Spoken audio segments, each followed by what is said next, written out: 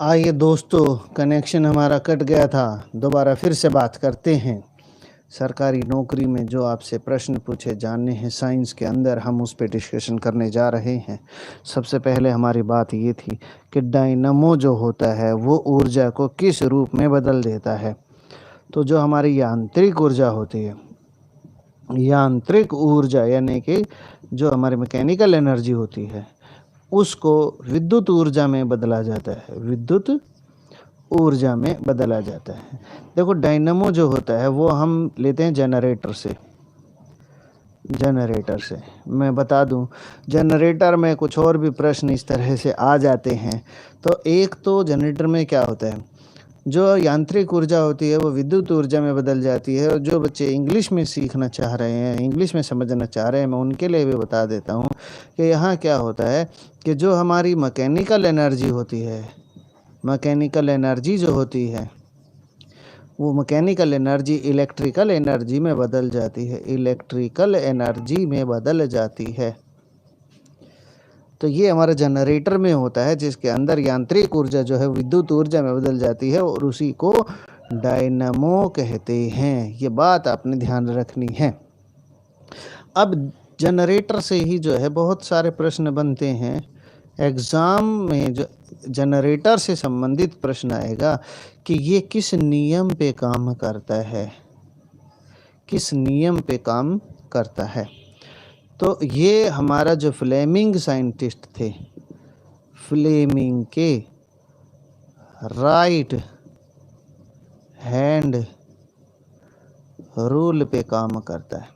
इसको आपने ध्यान रखना है कि भाई जो जनरेटर होता है वो किस नियम पे काम करता है। तो जनरेटर जो होता है वो राइट हैंड रूल पे काम करता है। ठीक है, आप देखिए, अब आगे बढ़ते हैं। मोमबत्ती जो होती है, मोमबत्ती, उसमें ऊर्जा किस प्रकार से रूपांतरित होती है वो हमें बताना है। ऊर्जा किस प्रकार से बदलती है। देखो, जो मोमबत्ती होती है उसके अंदर जो हमारी होती है, जो केमिकल एनर्जी होती है, केमिकल एनर्जी, वो लाइट व हीट में बदल जाती है। यानी जो रासायनिक ऊर्जा होती है, रासायनिक ऊर्जा जो होती है, रासायनिक ऊर्जा जो होती है वो प्रकाश और ऊष्मा में बदल जाती है। प्रकाश और ऊष्मा में बदल जाती है। ये देखो, प्रकाश और ऊर्जा में बदल जाती है। मोमबत्ती की जो ऊर्जा होती है वो केमिकल एनर्जी यानी कि रासायनिक ऊर्जा से लाइट और हीट यानी कि प्रकाश और ऊष्मा में बदल जाती है। ये मोमबत्ती के अंदर होता है। एक और मैं आपको बता देना चाहता हूँ, इसी में जो माइक्रोफोन होता है, देखो माइक्रोफोन कौन होता है, जो हम मोबाइल में जिस बोलते हैं ना, जहाँ से नीचे से बोलते हैं ना, ऊपर से सुनते हैं, तो जो आवाज़ भेजने वाला होता है, आवाज़ भेजने वाला, मोबाइल में जो मोबाइल में, किस में, मोबाइल में जो आवाज़ भेजने वाला होता है ना, उसको कहते हैं, आवाज़ भेजने वाले को कहते हैं माइक्रोफोन। तो माइक्रोफोन में होता क्या है, देखिए, इसमें जो ध्वनि है, इसमें जो ध्वनि है, साउंड जो होती है हमारी, साउंड जो होती है वो बिजली की तरंगों में बदल जाती है। तो वो किस में बदल जाती है, विद्युत में, इलेक्ट्रिकल एनर्जी में, या वो विद्युत ऊर्जा में बदल जाती है। बात समझ में आ गई। अब चलते हैं, मोमबत्ती से बात हो गई है, और इसमें जो है एक पूछते हैं, सोलर सेल में पूछते हैं। सोलर सेल, देखो भाई, सोलर सेल जो होता है, ये जो धूप से एनर्जी बनाते हैं वो सोलर सेल होते हैं। तो उसमें कहने की ज़रूरत है नहीं, जो धूप होती है ना उससे विद्युत बनती है, बस सोलर सेल में ये होता है। अब सोलर सेल से जो प्रश्न आता है ना, मेरे बच्चों उस पे ध्यान दो, जो सोलर सेल पे प्रश्न आएगा उस पे ध्यान दो। पहली बात वो पूछेंगे जो सोलर सेल होती है वो किस एलिमेंट से बनी होती है, किस तत्व से बनी होती है। तो भाई एक तो ये सिलिकॉन से बनती है, एक ये जर्मेनियम से बनती है, एक वो सिलिकॉन से बनती है, एक वो जर्मेनियम से बनती है। कौन बनती है? Solar cell. ये दोनों के दोनों अब ये पूछ लेंगे कि जिन तत्वों से सोलर सेल बनती हैं वे धातु हैं कि अधातु हैं। भाई ये मेटालॉइड हैं। ये क्या हैं? मेटालॉइड। वैसे तो ये नॉन मेटल होती हैं मगर इनमें मेटल के गुण होते हैं, तो इसलिए इनको जो है मेटालॉइड कह देते हैं। ठीक है। सिलिकॉन सबसे ज़्यादा कहाँ पाया जाता है? तो ये मिट्टी में, मिट्टी में सबसे ज़्यादा सिलिकॉन पाया जाता है। देखो धातु जो होती है, धातु गर्म होने पर, गर्म होने पर, धातु गर्म होने पर कम विद्युत को जो है कम कैरी करती है, यानी कि वो जो है कम सुचालक होती है, कम सुचालक हो जाती है गर्म होने पर। मगर जो सोलर सेल है, सोलर सेल बनती है सिलिकॉन और जर्मेनियम से। तो ये दोनों जो होते हैं ये गर्म होने पे विद्युत को और ज़्यादा प्रवाहित करते हैं। इन बातों पे आप समझो मैंने क्या कहा। ठीक है। सोलर सेल पे जो आनी थी बातें वो मैंने आपको बता दी हैं। उसके बाद अगर कोई पूछे भाई मोटर कौन सी होती है? विद्युत मोटर। अब घरों में जो मोटर होती हैं, जो चक्की चलाती हैं, पानी उठाती हैं, वो क्या हैं? विद्युत मोटर है। तो इनमें जो है किस तरह से ऊर्जा बदलती है, तो ये जब प्रश्न आएगा तो हम बिजली से उसको चलाते हैं। किससे चलाते हैं? बिजली से। तो विद्युत जो होती है वो कार्य करती है कौन सा? मैकेनिकल, यांत्रिक, यांत्रिक कार्य करती, यांत्रिक कार्य। इसको बोलते हैं मैकेनिकल वर्क, मैकेनिकल वर्क। ठीक है। ये मोटर का काम है। अब मोटर के केस में एक बात और आती है कि मोटर जो है किस सिद्धांत पे काम करती है, कौन सा नियम मानती है? सिद्धांत जो इसका है वो है फ्लेमिंग का लेफ्ट हैंड रूल, फ्लेमिंग का लेफ्ट हैंड रूल, उस पे काम करती है। तो फ्लेमिंग का जो लेफ्ट हैंड रूल है उस पे मोटर काम करेगी। ठीक है, ये याद रखना है। इससे ज़्यादा आपसे कोई पूछने वाला नहीं है और इससे कम में आप सब्र नहीं करने वाले हैं, इस बात को ध्यान रखना है। ठीक है। अब देखो अगर मैं बताऊँ वो आएगा कि न्यूटन के कितने नियम थे, न्यूटन के कितने नियम थे? तो न्यूटन के 3 नियम थे, याद रखना। ठीक है।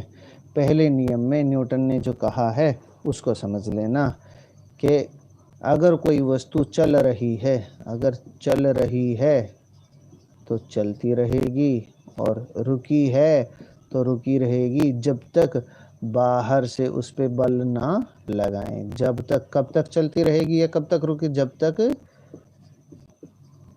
बाहर से बल ना लगाएं, जब तक चलती रहेगी या रुकी रहेगी।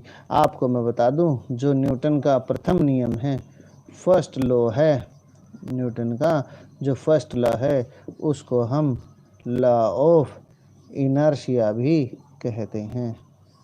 इसको हम लॉ ऑफ इनर्शिया भी कहते हैं। देखिए इसमें एक बात जान लेना, लॉ ऑफ इनर्शिया जो होता है उसको हम हिंदी में जड़त्व का नियम कहते हैं। जड़त्व। ठीक है, जड़त्व का नियम कहते हैं। ठीक है, ये बातें हमने याद रखनी है। कई बार ये आता है कि न्यूटन के जो प्रथम नियम है उसके उदाहरण पहचानने हैं। जो फर्स्ट लॉ ऑफ न्यूटन, यानी कि न्यूटन का जो पहला नियम है वो है जड़त्व का नियम, उसके उदाहरण पहचानने हैं। तो उदाहरण देखो, एक तो बस में सवारी जो होती है, बस में सवारी, जैसे ही ब्रेक लगते हैं, ब्रेक लगते ही सवारी आगे गिर जाती हैं। तो ये जो है क्या है, ब्रेक लगते ही सवारियों का आगे गिरना या एकदम चलना, ये जड़त्व के नियम के कारण सवारी आगे गिरती हैं या पीछे गिरती हैं। ऐसे ही चाहे कोई बाइक पे बैठता है, एकदम कोई चला देता है बैठते ही तो आदमी पीछे गिरता है, और तेज़ ब्रेक लगा देता है तो आगे की तरफ गिरता है। ये जड़त्व का नियम है। दूसरा इसमें है कि जो गाड़ियाँ होती हैं, गाड़ियाँ वो अपने ऊपर जो है सामान को रस्सियों से बांध लेती हैं, ताकि ब्रेक लगने पे सारा सामान जो है वो एकदम आके आगे ना गिरे। बात समझ रहे हो? तो ये जड़त्व के नियम के कारण उसको बांधा जाता है।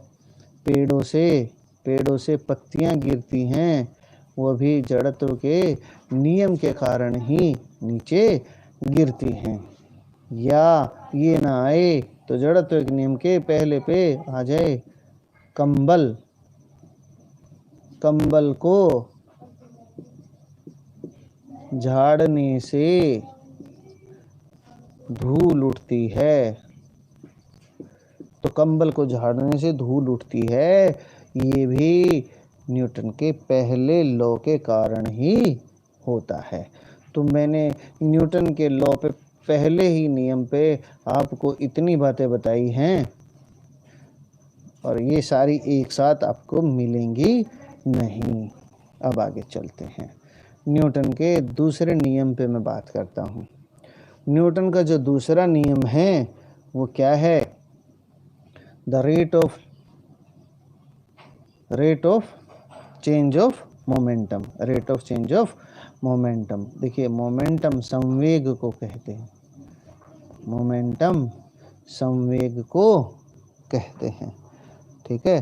संवेग जो होता है उसके अंदर संवेग का हमने संरक्षण करने की बातें बताई हैं।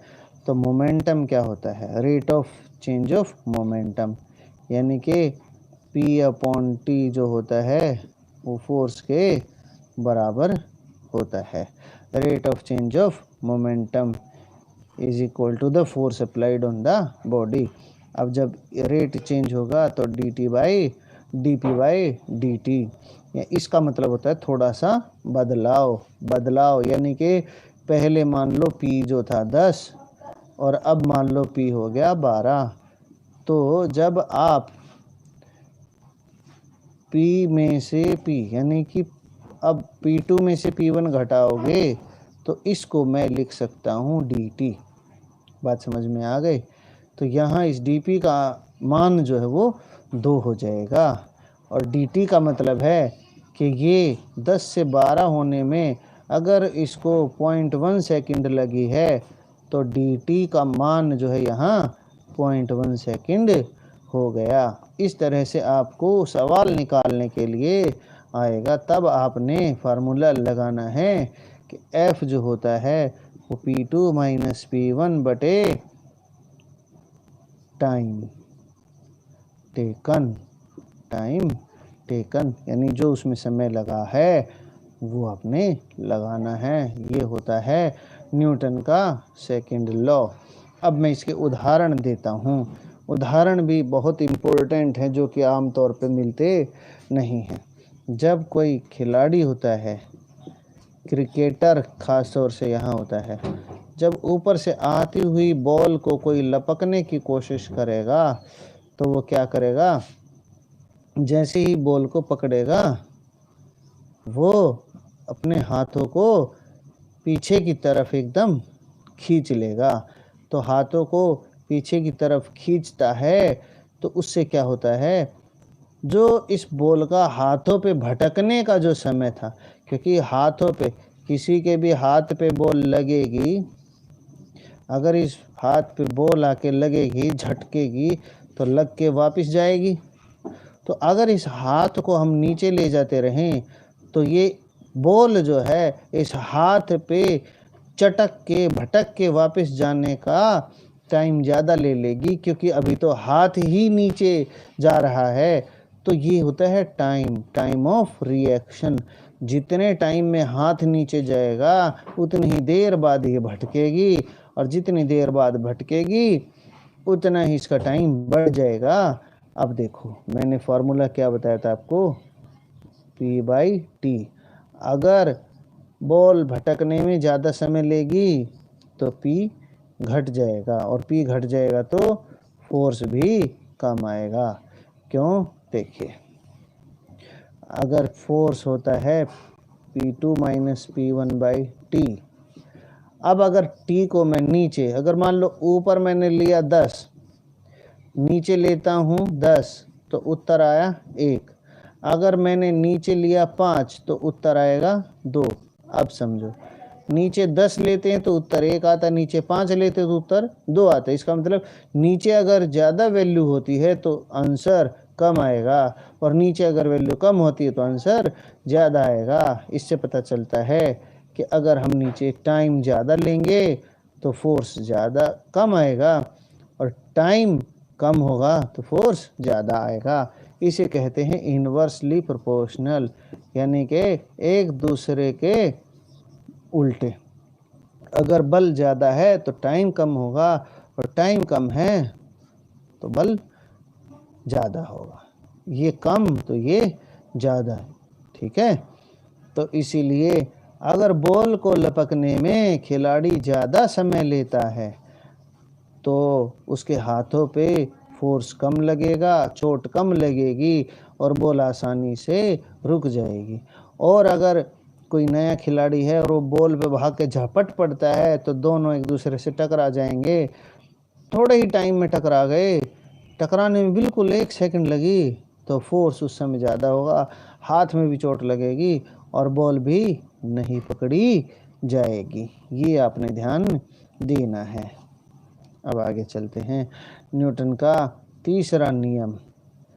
न्यूटन का जो तीसरा नियम है ये बेहद ही इम्पोर्टेंट, समझ लेना आप, इनमें से प्रश्न आते ही रहते हैं। Law of action and reaction. Action and reaction का नियम है। इसका मतलब होता है कि अगर कोई भी एक्शन होता है तो उसके खिलाफ एक रिएक्शन होता है। जैसे रॉकेट होता है, रॉकेट जब उड़ता है तो उसके अंदर से गैस निकलती है। ये गैस तो पीछे भागती है और रॉकेट ऊपर उड़ता है, यानी कि रॉकेट ऊपर उड़ेगा तो गैस नीचे आएगी। तो अगर एक्शन इसका है गैस नीचे फेंकने का, इसका रिएक्शन है रॉकेट का ऊपर जाना। याद रखना, रॉकेट का ऊपर जाना एक रिएक्शन है, एक्शन क्या था, गैस का नीचे आना। क्योंकि गैस इस रॉकेट पर पैर रख के जा रही है ना, तो हम जैसे अगर स्विमिंग पूल में कूदने की कोशिश करेंगे तो हमारे पैर जो है ज़मीन को दबा के कूदते हैं। आप कभी भी देख लेना, आप अगर जंप लगाने की कोशिश करते हो, लंबी कूदने की कोशिश करोगे तो पहले आप पैरों से ज़मीन को दबाओगे। जब आगे जंप करते हो तो ज़मीन दबाना तुम्हारा एक्शन और तुम्हारा जंप लेना ये रिएक्शन होता है। अब देखिए, अगर आपसे कोई पूछता है कि भाई जो शक्ति होती है यानी पावर होती है इंग्लिश में, इसकी इकाई बताइए। इकाई मीन्स इसकी यूनिट बताइए। तो जो पावर होती है उसकी इकाई को हम वाट कहते हैं। ये बात ध्यान रखनी है आपने। बात समझ में आ गई? अब देखो, इसी से बात आएगी, इसी से बेहद इम्पोर्टेंट क्वेश्चन बन रहा है। वो क्या है कि भाई 1000 वाट को हम 1 किलोवाट भी लिखते हैं।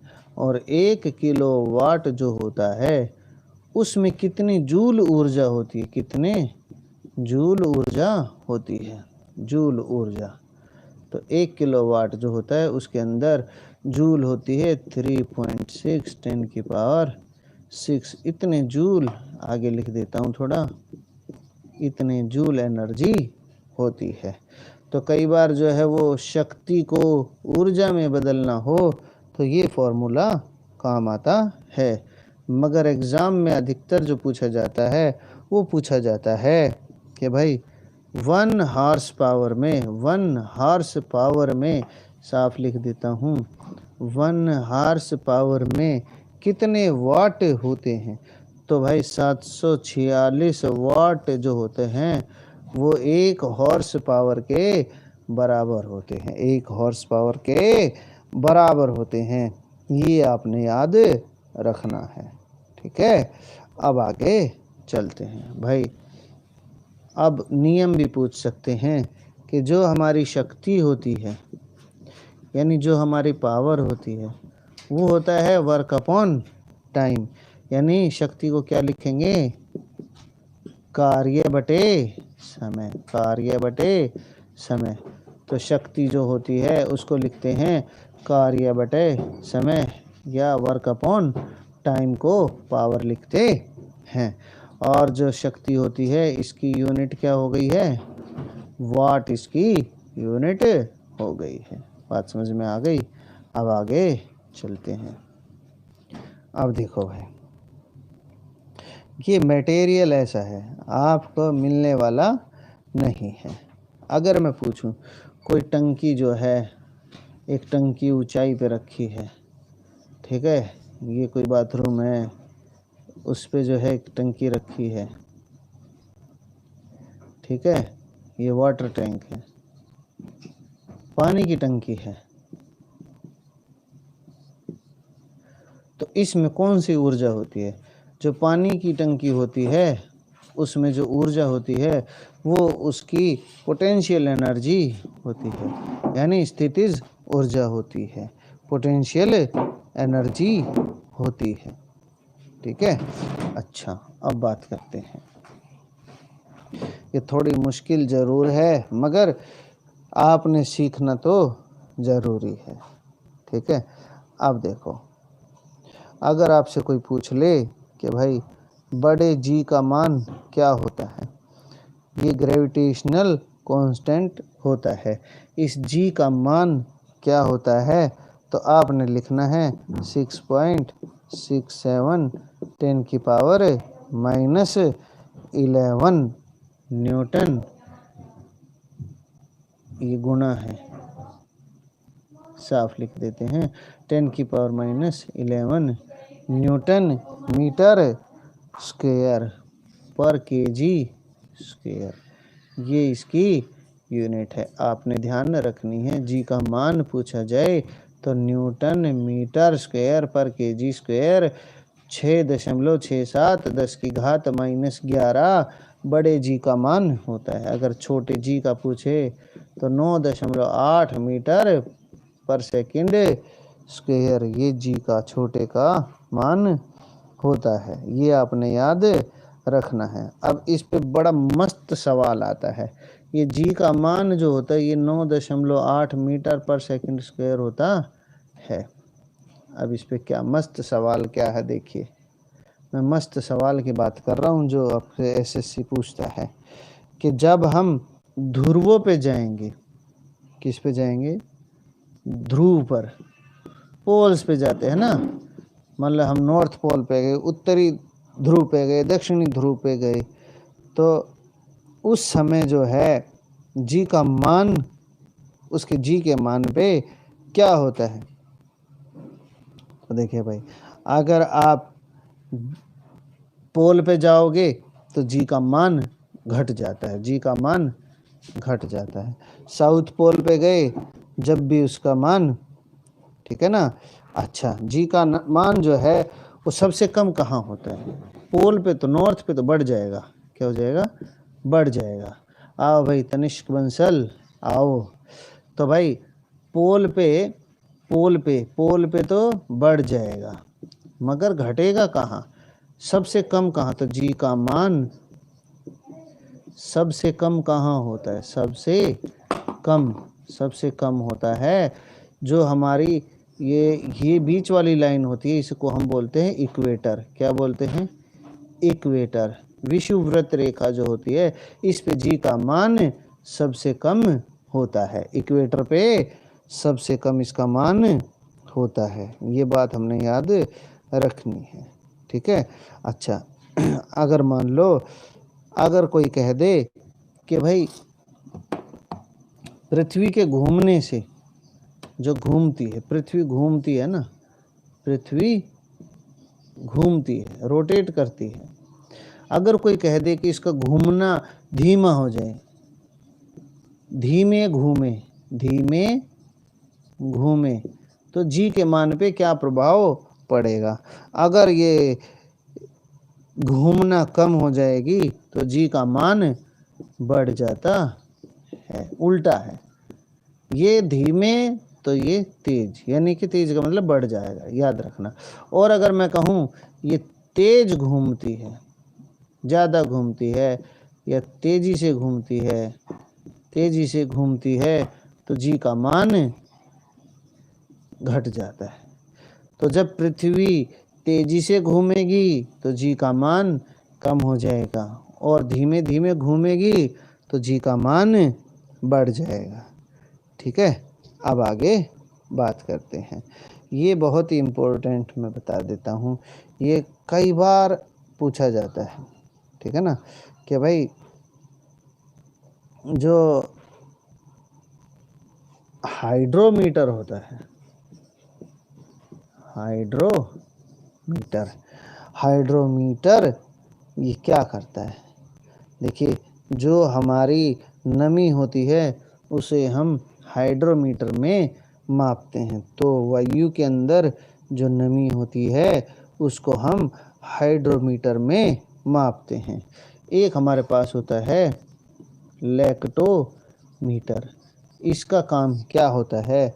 देखिए, जो दूध की शुद्धता है, दूध की शुद्धता, उसको जो है हम लैक्टोमीटर से मापते हैं। लैक्टोमीटर से दूध की शुद्धता को मापा जाता है। ये बात हमने याद रखनी है, ठीक है। तो आज हमने साइंस के बारे में काफ़ी कुछ सीखा, और अगर आप इसको ध्यान से सुन लेंगे तो आपके एग्ज़ाम में काफ़ी सवाल जो है वो होंगे। ज़रूरी नहीं कि यही है, हज़ारों बातें हैं, कुछ भी आ सकता है, आपने तो सब कुछ सीखना है, ठीक है। चलिए मेरे दोस्तों, थैंक यू।